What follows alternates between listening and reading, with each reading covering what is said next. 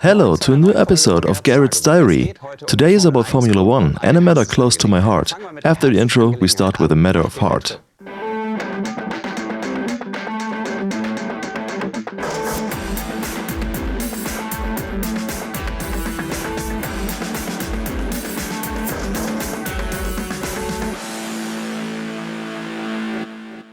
The Matter of the Heart is the movie that is coming about the Miniatur Wunderland. When the request came 3 years ago, we asked ourselves whether we really needed a movie because there were already 1,000 documentaries out there. They're doing great, each new documentary does even better than the last, so the topic is very much alive. So yes, it needed a movie, and it was shot for 2 years.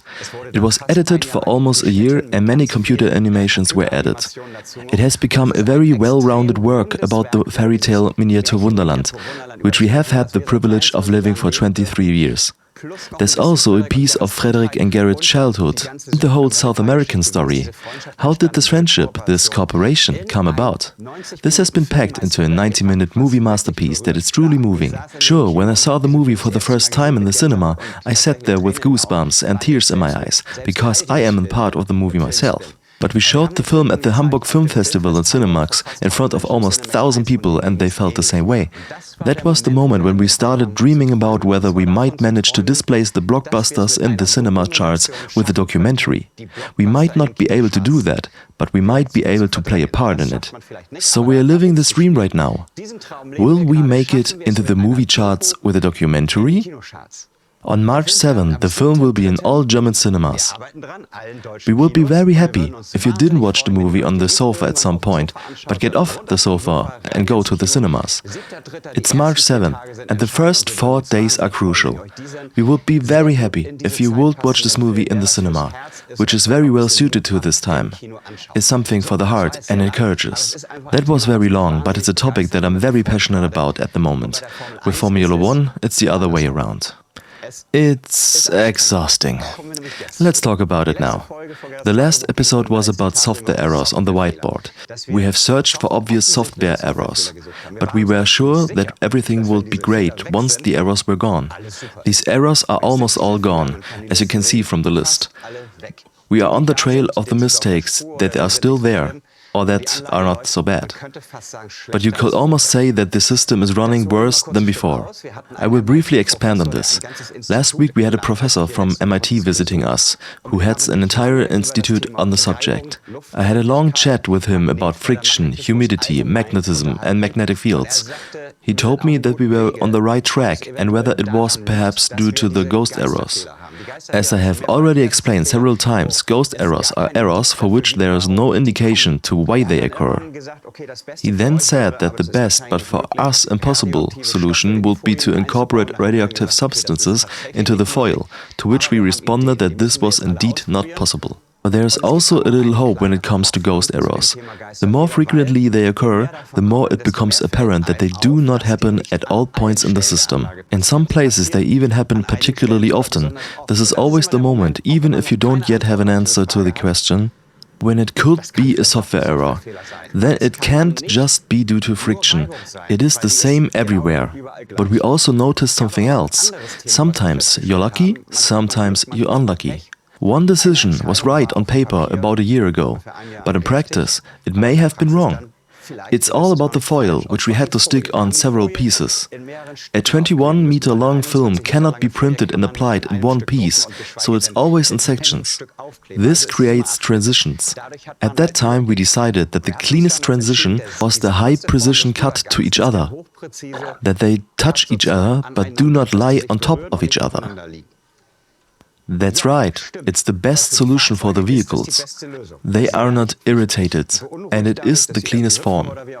But after almost 100,000 test labs, we had to come to the conclusion.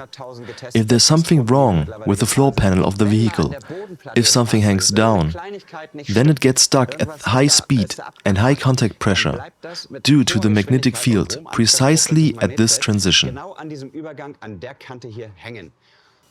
You think it's not that bad, and the car just stops. However, we can observe that if this occurs more frequently, the side of the foil that receives the impulse in the direction of travel is damaged. If you calculate this over a longer operating time and more laps driven, it will mean an earlier change of foil. We have always been concerned about the issues of changing foils. Wear and tear will ensure that the time will come after 1 or 2 or 5 years. Will it work? What is the procedure? Is there any adhesive residue? Can it be removed? Is it possible to apply the new film dust-free? How long does it take to remove and refit the crash barrier and details? Now we want to play it safe. We also wanted to try out the foil change. That's why we have come up with a safer solution for continuous operation. We will overlap the foil. Then it's all downhill for the cars. This is a small moment of inconvenience, but the film is very thin and we tested it and it works. We noticed it's not all downhill, because where the foil slides underneath, it goes uphill briefly. Tests have shown that this edge is also sensitive to physical impacts that occur in every round. So we needed a solution to make this upper section flat. Tanja experimented for a long time, and in the end the good old spatula provided the solution. The magnetic fields are not affected by this, and we are now fully relying on this. So we started to change the foil. We hoped to manage this in 1 or 2 days. Then you could have done one piece on the first night and the second piece on the second night, in continuous operation. We didn't quite manage that. We'll have to see whether we have to close the section the next time it needs to be replaced in 35 years, or whether we can do it in several night shifts. But now the foil has been replaced. But when people know that I can't be annoyed and drive the cars for a few days, they take advantage of that. The model builders have therefore decided to make a few electrical changes on the layout. The plug of the road circuit board broke off. Something like that can happen. So we could also test that. How long does it take us to replace a whole piece of street circuit board? Both are new. One section of road is new and the foil is completely new. We haven't tested it yet, but the last time it was new, it was a disaster in terms of driving. I hope that things will be different now.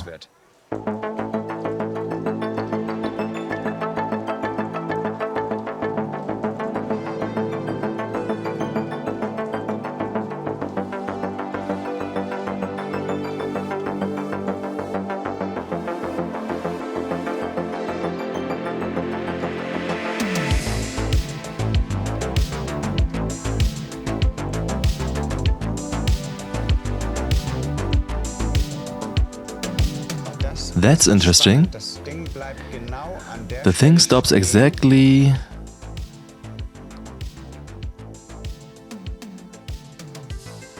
where it did with the old road circuit board.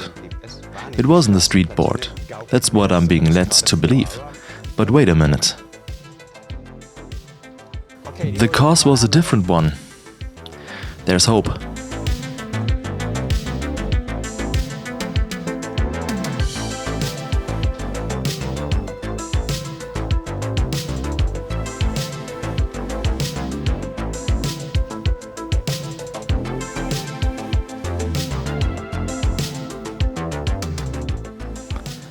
It's not simply plug and play, as one will wish.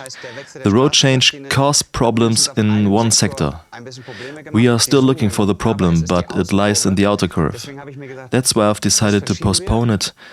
We'll first test drive the new foil and see if it works at all. The new foil looks really cool. It has to be said that the foil became very shiny after 100,000 laps. You can see the abrasion very clearly on the camera system. I've even considered whether I need to change the software so that the cars don't drive on the racing line so often. This could spread the shine of the foil a little. I'll have a look at it later. But right now it looks very fascinating to see it without any abrasion.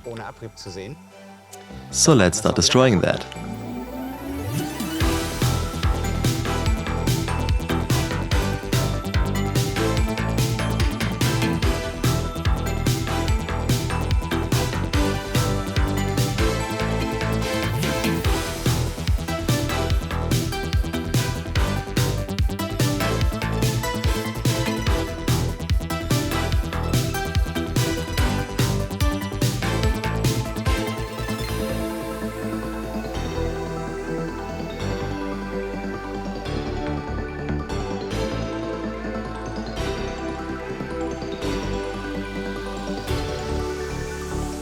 The green car has been driven effortlessly for 4 or even 5 laps. I find that quite amazing and I'm delighted. Even if there are still technical problems, as I said, while the car is doing its laps, I can bring you up to date on what we are currently trying out. All these cars are currently doing their test laps. There are a lot of them. The background is that they have different vehicle floors and materials. They also have different wheel constellations. There are wheels that are very free-hanging and wheels that are somewhat more rigid. With ball bearing, without ball bearing, cars with 4 rotating wheels or only 2 rotating wheels, Formula E cars compared to Formula 1 cars. There are so many variants because none is outstandingly good. There are some that are outstandingly bad, but they are no longer here. We'll give them up immediately. They are all at a similar level and all show that they are very dependent on the form of the day. Some drive well today and badly tomorrow. Humidity was, and thanks for all the comments under the YouTube videos, by the way, humidity has often been mentioned. That's true, but in the case of magnetic fields, this hardly plays a role in our application example. However, humidity plays a role in terms of electrostatic charging. We are aware of that. But as soon as we drive well in winter, it's no problem in summer. The good thing is that we want to test it in the winter and get it into continuous operation, so we can be pretty sure that it will work in the summer. These are our test candidates. I will put more of them on the track during the day because the foil is working. This should now be the 6th lap. I remember that when we put the foil on for the first time, we were so disappointed. We briefly had the feeling that it wouldn't work with foil, that it was impossible. But as it was run in, it got better and better. This one works right from the first moment on. That's why I'm so happy. I will add test cars one by one, especially from the Formula E, as we really have to get started with them. Behind the scenes, we are further along with Formula 1 vehicle construction than with Formula E. The Formula E has a completely new design, and that causes more problems. Compared to Formula 1, it has a very narrow track width. I can't put the Halbach array for the magnetic field tracking into the middle without destroying the bodywork optically. The rear wheels are the track-keeping wheels. The center of the Halbach array is effectively the front axle. This is why the wheelbase is only just under 1 centimeter. In Formula 1 cars, the wheelbase is almost twice as large. A short wheelbase, as you may know from go-karts, makes the vehicle much more unsteady than a long wheelbase. We're fighting with it and are doing daily test drives with the Formula E. The question is whether they run reliably enough or whether it's not possible. The cars tend to start shaking and then stop, which is stupid. So the idea is to have no race instead of a broken race. We are way further with the Formula 1. I'll show you some more driving images that you can already see in the background. And then I say once again that I would be so happy if you would watch the Wunderland movie in cinemas after March 7.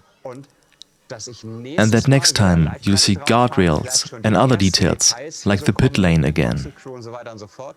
And that only good news will follow, because otherwise it will be tight to open this in April. Thanks for watching, and I'm looking forward to the progress and the comments. See you then. Bye.